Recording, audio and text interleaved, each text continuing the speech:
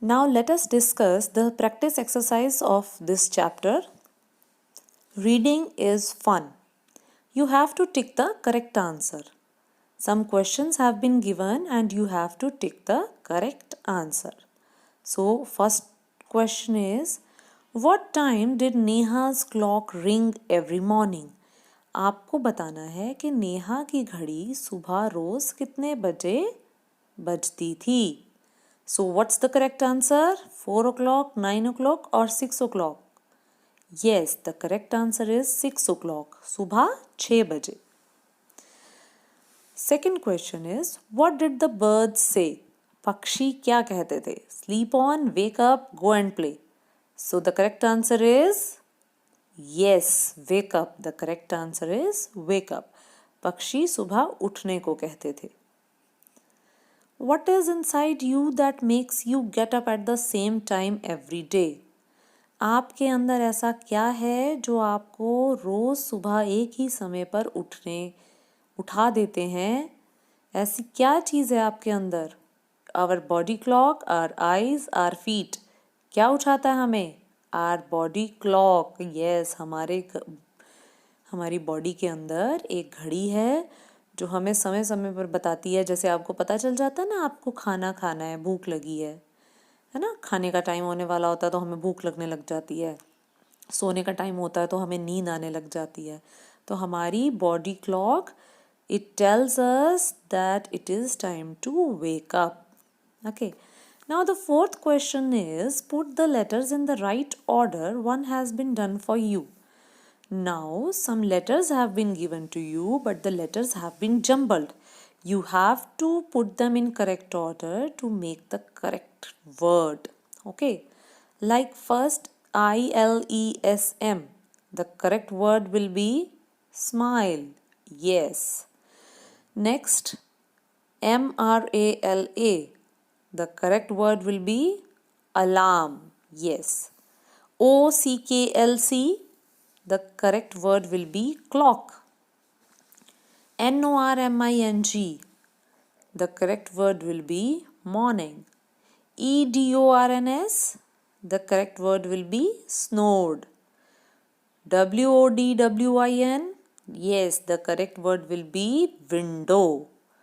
So this is the practice exercise given on page number 10 of your textbook. Let us do the practice exercise given on page number 11 of your English textbook. Let's listen and talk. First question is, listen to the sounds around you when you are on your way to school. Discuss with your friend and sounds that you heard. List them here. Now students, what you have to do is, you have to write the sounds you hear when you go to school. जब आप school जाते हो, रास्ते में आप किन किन चीज़ों की आवाज़ सुनते हो उनको लिखना है. आपको लिखना है. Then you have to ask your friend to write the sounds he or she hears. आपके फ्रेंड जो भी आवाज़ सुनते हैं उनको लिखनी है.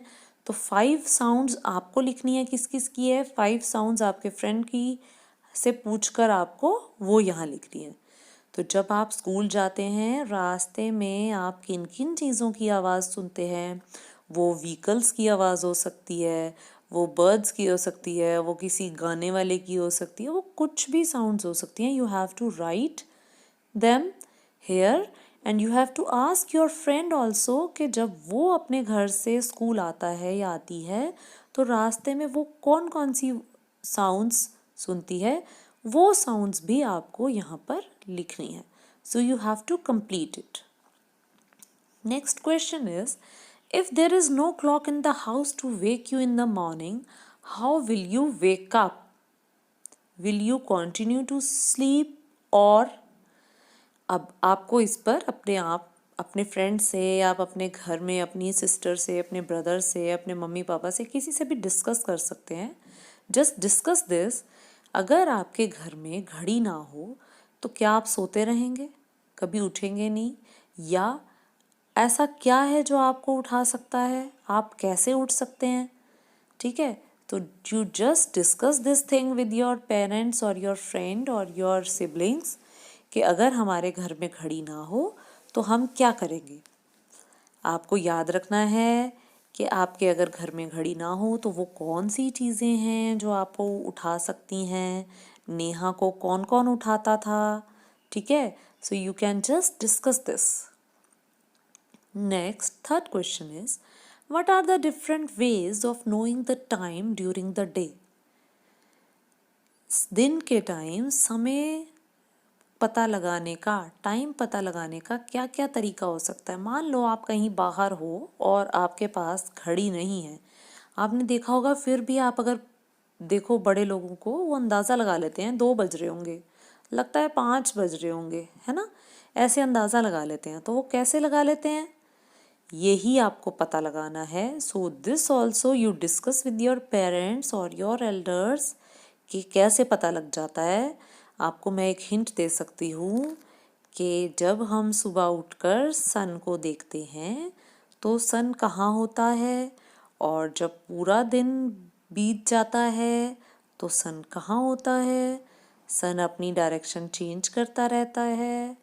शायद हम उसकी हेल्प से टाइम का कुछ पता लगा सकते हो, ठीक है। So this is your hint. You try to discuss these things at home. Now let us move to the next exercise. Let's write. First question is, who said these words to who? Some statements have been given. You have to tell that who said this statement and to whom these statements were said to. आपको बताना है कि ये sentences, ये statements किसने बोली थी और किसको बोली थी। So first is, wake up dear, wake up fast. So who said this? Yes, Bird said these words to Neha. Next is, Ma, who woke me up today? Now who said this? Yes, Neha said this. And to whom? Mother. Yes, Neha ने ये बात अपनी mummy को कही थी। माँ, who woke me up today? Okay. Let us move to the next one. Why do you sleep at 9 every night? आप रोज रात को 9 बजे क्यों सोते हो? ये बात किसने किसको कही थी? Yes, mother said this to Neha. So these are the statements and answers have been given to you. You can write it in your textbook and your notebook also. Students, this exercise is given on page number 12 of your textbook. Word building. Find the hidden words. Now what you have to do is, a grid of letters has been given to you and you have to find the words like mother, birds, clock, alarm, happy. ये जो words लिखे हुए हैं, आपको ये words नीचे दिए गए grid में ढूंढने हैं। One has been done for you. You can look at it. CMOTHER, mother लिखा हुआ है। इसी तरीके से आपको और वर्ड्स इसमें ढूंढने हैं। Okay, like this, alarm, ALARM।